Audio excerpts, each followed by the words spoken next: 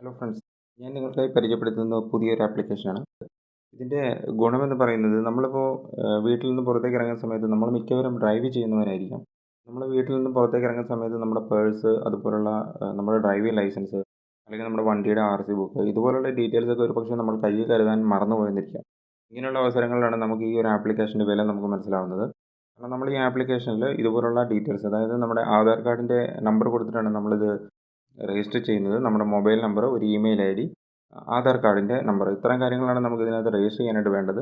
ഇതിനകത്ത് നമ്മൾ ഇതുകൊണ്ടുള്ള ഗുണം എന്താണെന്ന് വെച്ചാൽ, നമുക്കിത് നമ്മൾ ട്രാവൽ ചെയ്യുന്ന സമയത്ത് നമുക്ക് ഡ്രൈവിംഗ് ലൈസൻസ് അല്ലെങ്കിൽ നമ്മുടെ ID പ്രൂഫ് ഇങ്ങനെയുള്ള കാര്യങ്ങളൊക്കെ നമുക്ക് നിയമപരമായിട്ട് സബ്മിറ്റ് ചെയ്യേണ്ട ഒരവസ്ഥ വന്നു കഴിഞ്ഞാൽ നമുക്ക് ഈ ഒരു ആപ്ലിക്കേഷൻ വളരെയധികം യൂസ്ഫുള്ളാണ്. കാരണം ഇത് ഗവൺമെൻറ് തന്നെ അംഗീകരിച്ചിരിക്കുന്ന ഒരു ആപ്ലിക്കേഷനാണ്.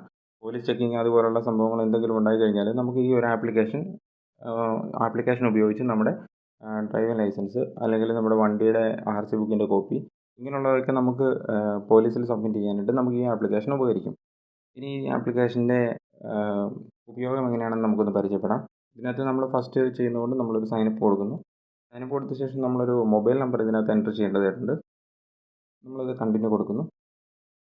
കണ്ടിന്യൂ കൊടുത്തു കഴിഞ്ഞാൽ OTP നമുക്കൊരു വൺ ടൈം പാസ്വേഡ് നമ്മുടെ മൊബൈലിലേക്ക് SMS ആയിട്ട് വരുന്നതായിരിക്കും. ഈ SMS ഉപയോഗിച്ചാണ് നമ്മളിതിനകത്ത് ഒരു പാസ്വേഡ് വന്നിട്ടുണ്ട്. ഞാൻ പാസ്വേഡ് എൻ്റർ ചെയ്ത് വെരിഫിക്കേഷൻ കൊടുത്തു. ശേഷം ഞാനത് OTP വെരിഫൈ ചെയ്തു. വെരിഫൈ ചെയ്ത് കഴിഞ്ഞാൽ പിന്നെ നമ്മളോട് ചോദിക്കുന്നത് ഒരു യൂസർ നെയിമും ഒരു പാസ്വേഡുമാണ്. എനിക്കൊരു യൂസർ നെയിം കൊടുക്കുകയാണ്. ഇതിന് ഞാനൊരു പാസ്വേഡ് കൊടുക്കുന്നു. പാസ്വേഡിനകത്ത് കുറച്ച് ഇൻസ്ട്രക്ഷൻസ് അവർ പറയുന്നുണ്ട്.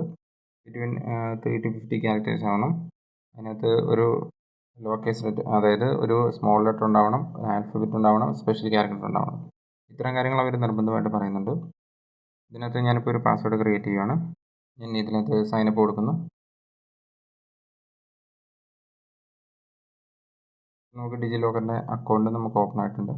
ഇതിനകത്ത് നമ്മുടെ ഒരു ക്ലൗഡ് സ്റ്റോറേജിനകത്ത്, നമ്മുടെ മൊബൈലിലുള്ള ഒരു ക്ലൗഡ് സ്റ്റോറേജിലേക്ക് നമ്മൾ ആപ്ലിക്കേഷൻസ്, ഡോക്യുമെൻറ്റ്സ് നമ്മൾ അപ്ലോഡ് ചെയ്യുന്ന പോലെ തന്നെ നമുക്ക് ഇതിനകത്തോട്ടും അപ്ലോഡ് ചെയ്യാൻ പറ്റും. നമുക്കിതിനകത്ത് നമ്മുടെ പ്രൊഫൈലിലൊന്ന് പോകാം. നമ്മുടെ പ്രൊഫൈലിൽ നമ്മുടെ ആധാർ പ്രൊഫൈലാണ്. ഇതിനകത്ത് നമുക്ക് ഇപ്പം ആധാർ ഇൻഫർമേഷൻസ് ഒന്നും നോട്ട് അവൈലബിൾ എന്നാണ് കാണിക്കുന്നത്. നമുക്കിതിനകത്ത് ആധാർ ഇൻഫർമേഷൻ കൊടുക്കണമെങ്കിൽ ഈ QR കോഡ് വെച്ചിട്ട് നമ്മൾ സ്കാൻ ചെയ്ത് കൊടുക്കണം. ഇതിനകത്ത് നമ്മൾ QR കോഡ് സ്കാൻ ചെയ്ത് കഴിഞ്ഞാൽ നമ്മൾ ഓട്ടോമാറ്റിക്കായിട്ട് നമ്മുടെ ഡീറ്റെയിൽസ് എല്ലാം ഇതിനകത്ത് അപ്ഡേറ്റ് ആവും. നമ്മുടെ ആധാർ ഡീറ്റെയിൽസ് എല്ലാം തന്നെ ഇതിനകത്ത് അപ്ഡേറ്റ് ആവുന്നതാണ്. നമ്മൾ പ്രൊഫൈൽ എടുക്കുന്ന സമയത്ത് നമ്മൾ ആധാർ കാർഡ് ഒന്നും തന്നെ ഇതിനകത്ത് ലിങ്ക് ചെയ്യാത്തതുകൊണ്ടാണ് ഇങ്ങനൊരു മെസ്സേജ് കാണിക്കുന്നത്.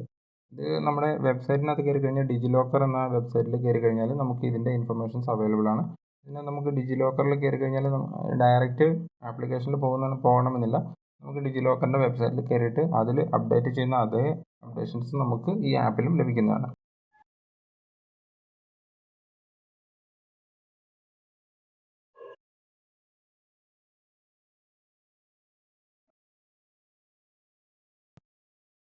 ഇനി നമുക്കിതിനകത്ത് ഡോക്യുമെൻറ്റ്സ് അപ്ലോഡ് ചെയ്യുന്നത് എങ്ങനെയാണെന്ന് നോക്കാം. ഇതിനകത്ത് ഈ അപ്ലോഡ് ബട്ടണിൽ നമ്മൾ ടിക്ക് ചെയ്യുന്നു. അതിനുശേഷം ഫയൽസ് നമ്മുടെ മൊബൈൽ ഹാൻഡ്സെറ്റിലുള്ള ആ ഫയൽസ് ആണെങ്കിൽ നമുക്കത് അങ്ങനെ അപ്ലോഡ് ചെയ്ത് കൊടുക്കാം. വളരെ സേഫാണ്. നമ്മുടെ ഗവൺമെൻറ് തന്നെ അപ്രൂവ് ചെയ്താൽ ഗവൺമെൻറ് പ്രൊവൈഡ് ചെയ്യുന്ന ഒരു ഫെസിലിറ്റിയാണിത്. ഇത് വളരെ നല്ലൊരു ആപ്ലിക്കേഷനാണ്. ഇത് നിങ്ങൾക്ക് വളരെയധികം ഹെൽപ്ഫുൾ ആവുമെന്ന് ഞാൻ പ്രതീക്ഷിക്കുന്നു.